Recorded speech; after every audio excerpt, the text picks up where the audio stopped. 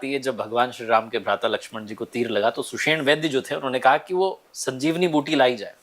तो मैं जानना चाह रहा हूँ कि तब से आयुर्वेद की बात होती आई, ये जो मॉडर्न जिसे हम युग कह रहे हैं इसमें लोग थोड़ा दूर क्यों चले गए? क्या कारण आपको समझ में आता है इसके?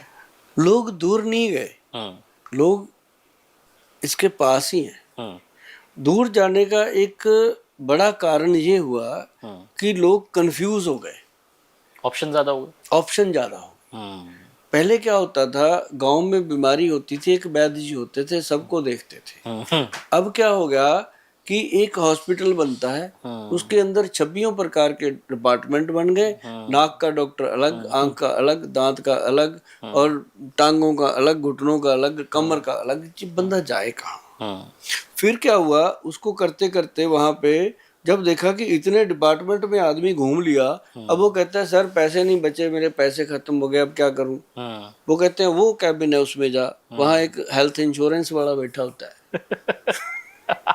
सही है कि गन्ने का पूरा रस निचोड़ता। हाँ।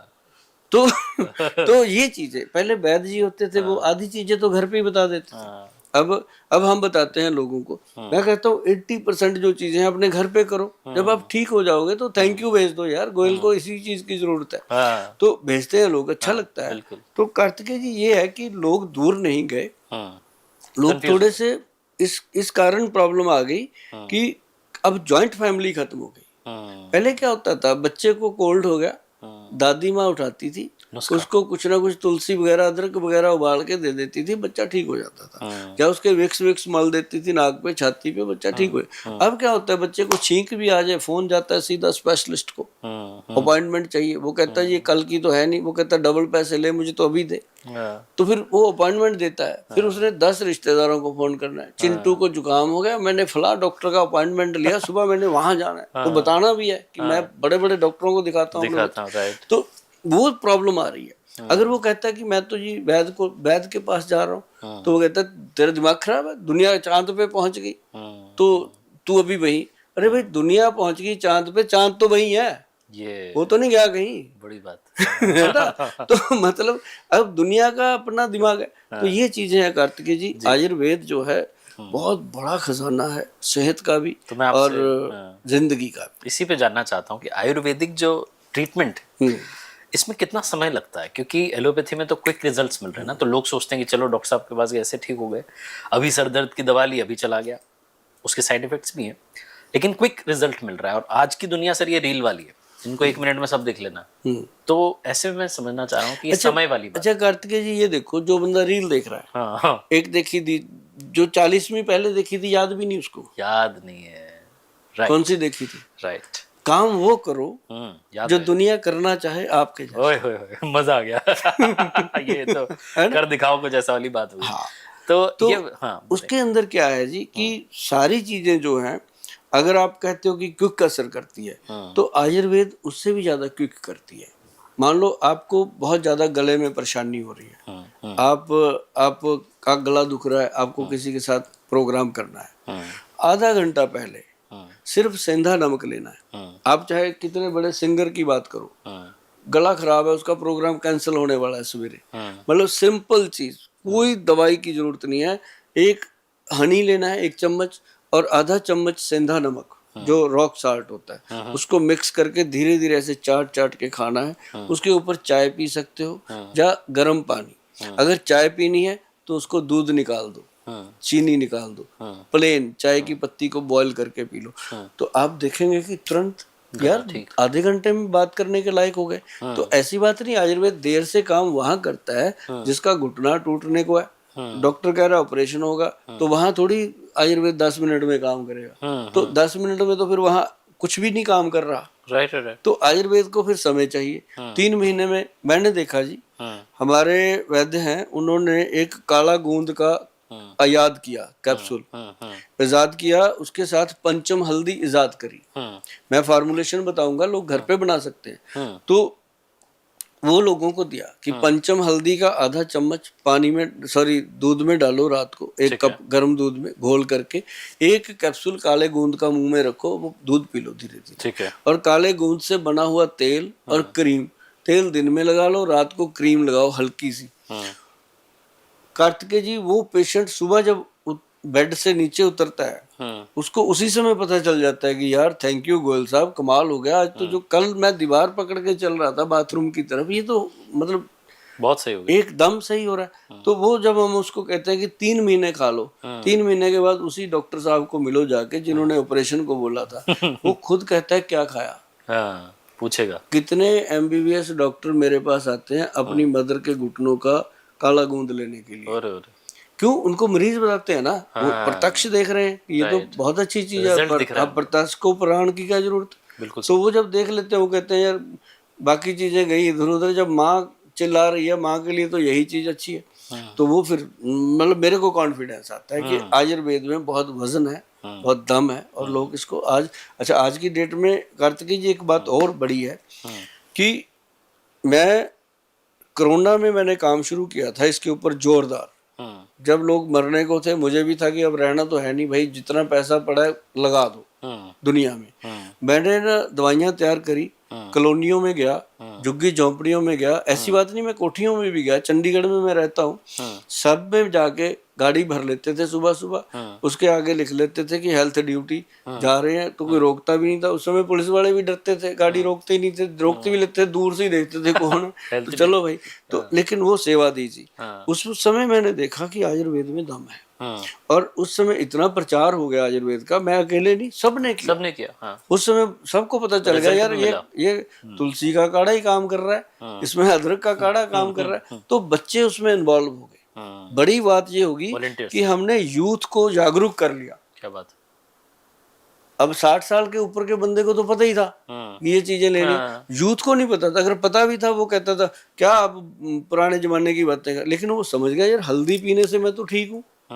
तो ये हमें मतलब अपने अंदर खुशी मिलती है, हम भगवान का थैंक यू करते हैं कि ये ड्यूटी उसने हमारी लगाई कि हम इस तरह का प्रचार करें कि आयुर्वेद हमारे बच्चों में हमने दोबारा से बो दिया और ये ऊपर उठ रहा है। क्या बात है। तो इस पॉडकास्ट के जरिए भी यही प्रयास हम कर रहे हैं जी। मैं आपसे जानना चाह रहा हूँ कि भी हम घुटनों के दर्द की बात कर रहे थे, बहुत लोगों को आपने उत्तर दे दिया कि घुटनों के दर्द में क्या करना है, वो फॉर्मूला आपने बता दिया।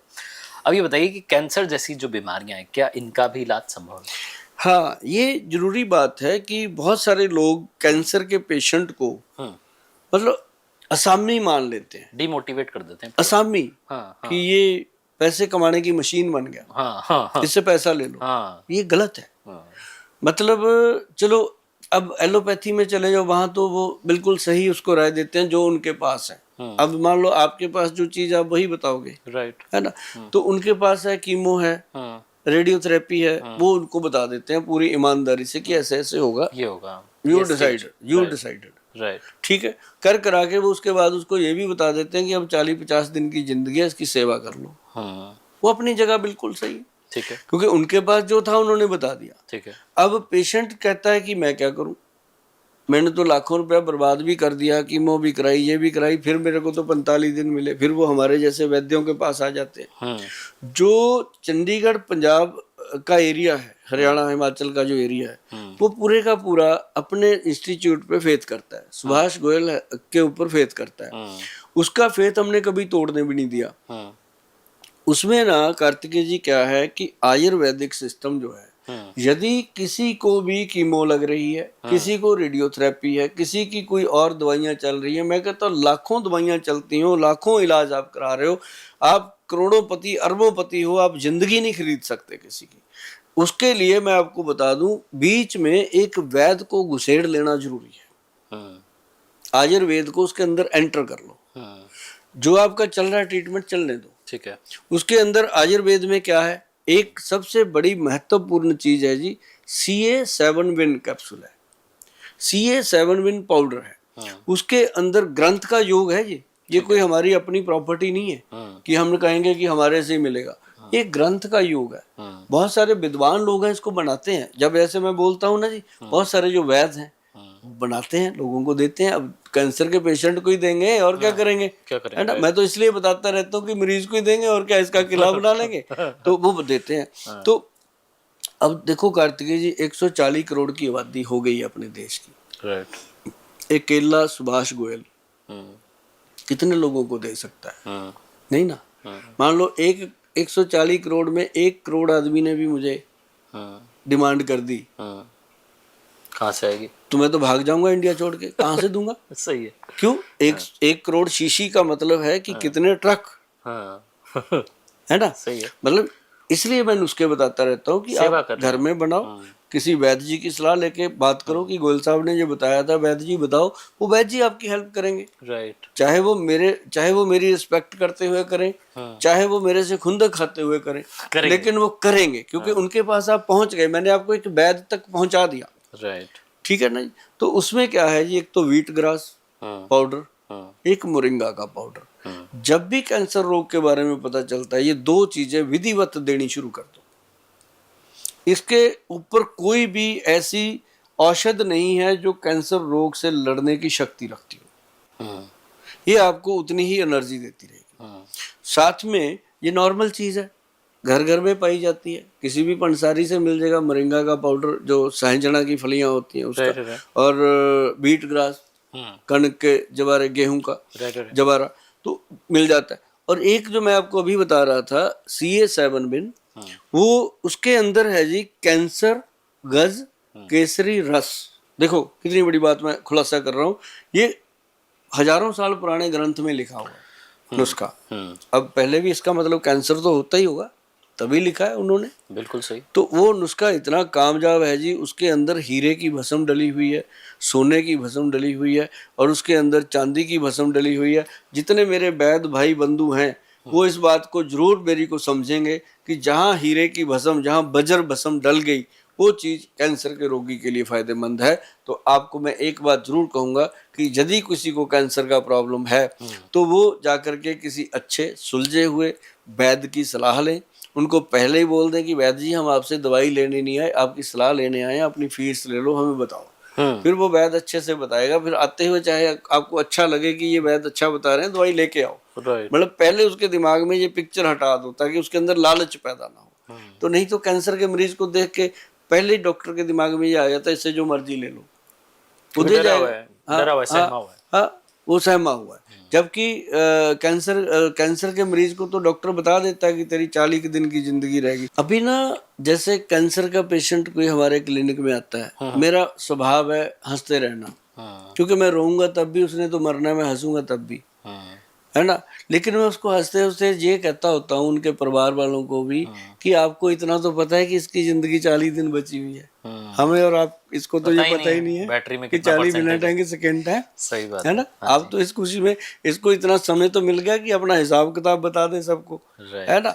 तो मतलब कहने का कि ये चीजों को पॉजिटिव लिया जाए। राइट। हाँ, तो कैंसर के मरीज के लिए हमारी यही सलाह रहती है कि अपने नज़दीक अच्छे वैद्य से, और बिल्कुल बिना डरे बिना दहले, जो होना है वो तो भगवान को पता है, लेकिन आप अच्छे से अपनी जिम्मेदारी को